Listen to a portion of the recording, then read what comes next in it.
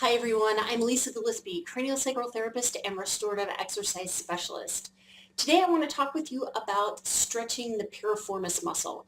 Piriformis is a muscle, one of the deep hip rotators that helps rotate your leg in relation to your hip, and it tends to hold a lot of tension.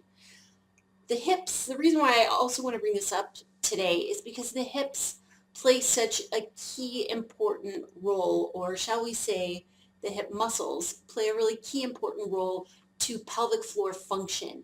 And we are notoriously weak in some of the muscles of the hips, especially the muscles on the sides of the hips. So stretches for the hips help to create that connection between the brain and the body. We're kind of helping remap the territory, or helping our brain remap the territory so that we can access the function of those muscles. So while the piriformis is not a lateral hip muscle, it is part of the deep hip rotators, and it is helping to hold the bones of your hips in place, your ilia and your sacrum in place, which all ripples out to the impact on your pelvic floor, and a healthier pelvic floor when it's working the way it's designed. So I brought my model.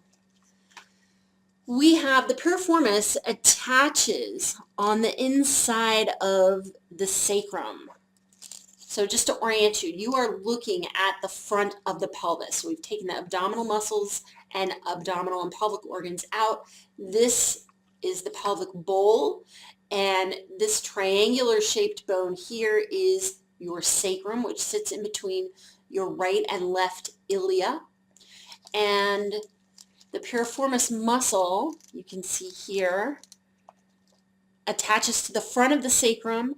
It passes through an opening in the ilia called the greater sciatic foramen.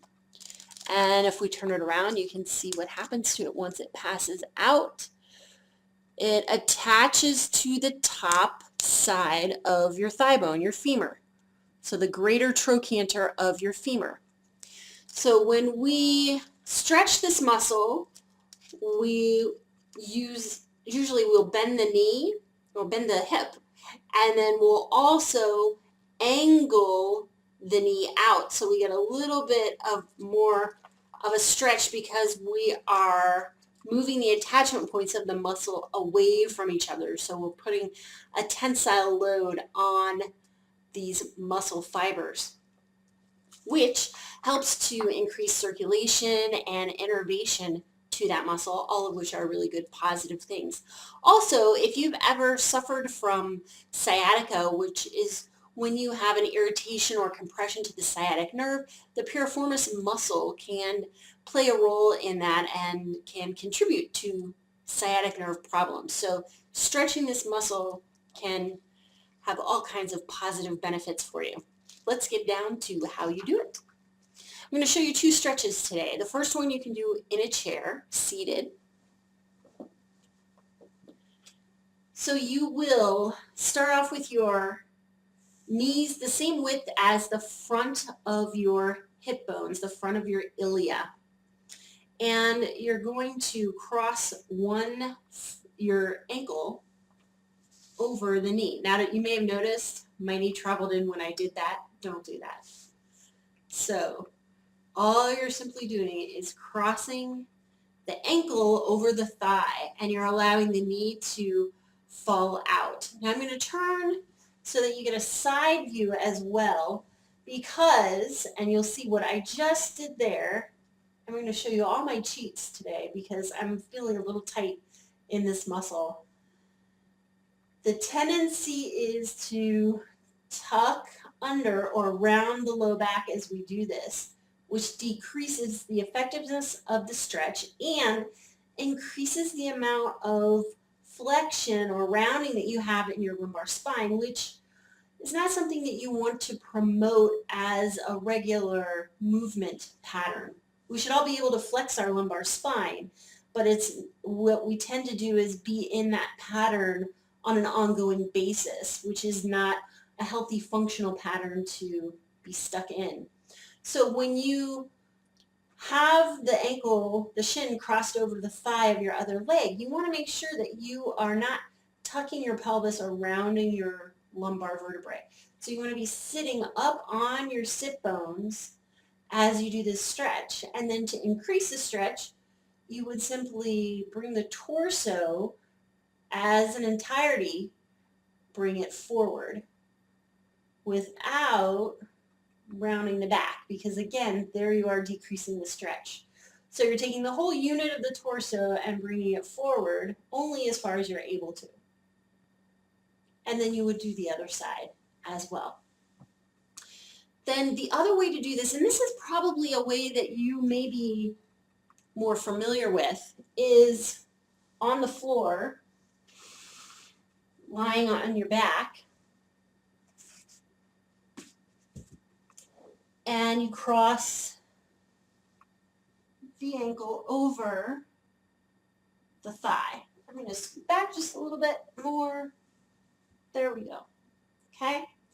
And then you may know to bring the knee up and stretch this way.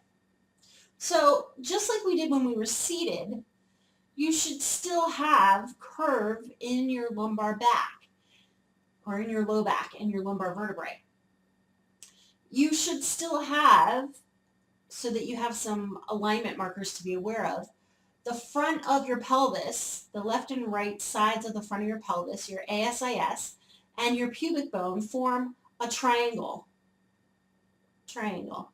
And all three of those points should be on the same plane, so that if I had a plate of glass over the front of my pelvis, my ASIS, left and right, and my pubic symphysis would all be making contact equally with the plate of glass. But what tends to happen when we bring the knee up is that we round the low back.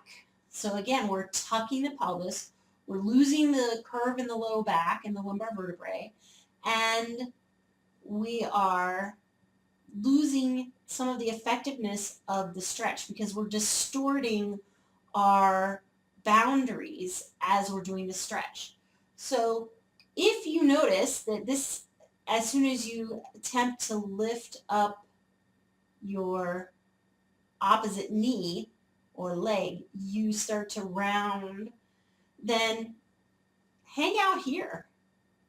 This is plenty of stretch for what your body is able to do right now, and get the optimal amount of stretch, or get a stretch that isn't distorting other parts of your body or sacrificing other parts of your body in the process. You can gradually increase the stretch as you're ready by putting something under your opposite foot. So here I have a yoga block. I can place my opposite foot on that stretch and get a little bit more increase. Again, being aware that I still am able to maintain my lumbar curve. So as soon as I lose that and collapse through my low back area, I know I've gone too far and I've exceeded my personal boundaries. So there you have two ways that you can work on stretching the piriformis muscle, increasing circulation to that area, and more importantly, helping to connect your brain to that muscle, because it's how we use the muscles and the tension patterns that we hold in muscles that creates tension in muscles. Hopefully this will help you in improving the strength in your hips and improving the flexibility of your hips, and overall helping improve your pelvic floor health. Enjoy.